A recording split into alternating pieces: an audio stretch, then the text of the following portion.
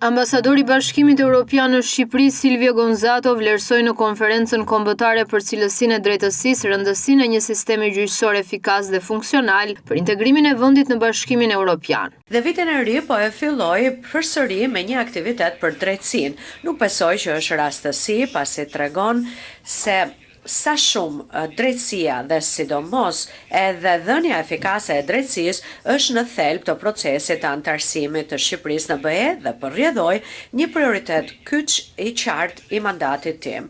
Konferenca e sotme vendos edhe tonin për vitin që do të kemi përpara, një vit me një fokus të fortë tek shteti së drejtës, tek avancimi dhe konsolidimi i reformës në drejtësi, si edhe mbështetja për të gjithë institucionet e drejtësisë, përfshirë këtu natyrisht gjykatën e lartë dhe, siç e theksova edhe përpara disa ditësh kur bëra një vizitë në gjykatë për kryetaren e re, por në gjykatën pra kushtetuese.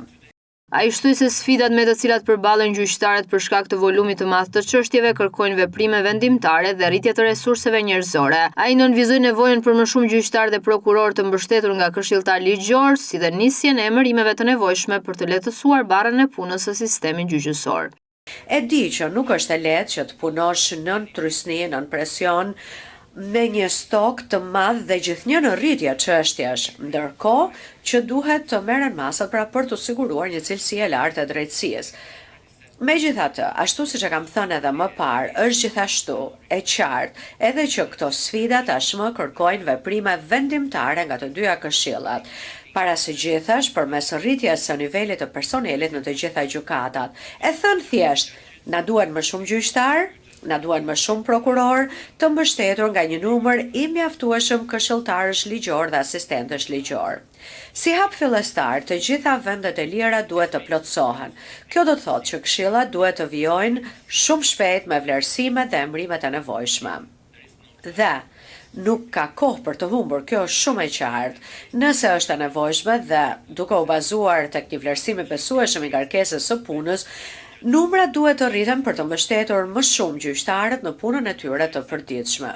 Prandaj një provim i veçantë për këshilltarët ligjor është i rëndësishëm, kurrikula të dedikuara trajnimi, trajnime të mirë planifikuara dhe të vazhdueshme, si edhe masa të tjera të mundshme motivuese, të cilat të gjitha pra kanë qenë një kërkesë kyçe nga ana jonë dhe duhet të shqyrtohen me përparësi. Në konferencë mbajti fjalën edhe kreu i gjykatës së lartë Sokol Sadushi, i cili tha se cilësia e drejtësisë matet me forcën e arsyetimit, qartësisë dhe parashikueshmërinë e vendimarrjes. Sa më i qëndrueshëm orientimi, aq më pak ankime të panevojshme paraqiten. Aq më pak prishje dhe kthime për rishurtim i shtojnë çështjeve të përpambetura dhe aq më pak vonesa prodhohen nga divergjencat në praktikë. Kjo nuk është thjesht çështje cilësie, është edhe mekanizëm që ul konfliktin e përsëritur dhe kursen kohë për çështjet që vërtet e kërkojnë gjykimin.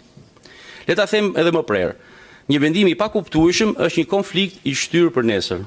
Kur konflikti nuk mbyllet me arsyetim bindës, ai kthehet sërish në apel, në rekurs, në rigjykim dhe bashkë me të rritet dhe mosbesimi. Këtu del në plan të parë roli i gjykatës lartë. Ajo jo vetëm jep zgjidhje për një çështje konkrete, por ndërton dhe vendos standardin për gjykatat më të ulta dhe forcon parashikueshmërinë në zbatimin e ligjit.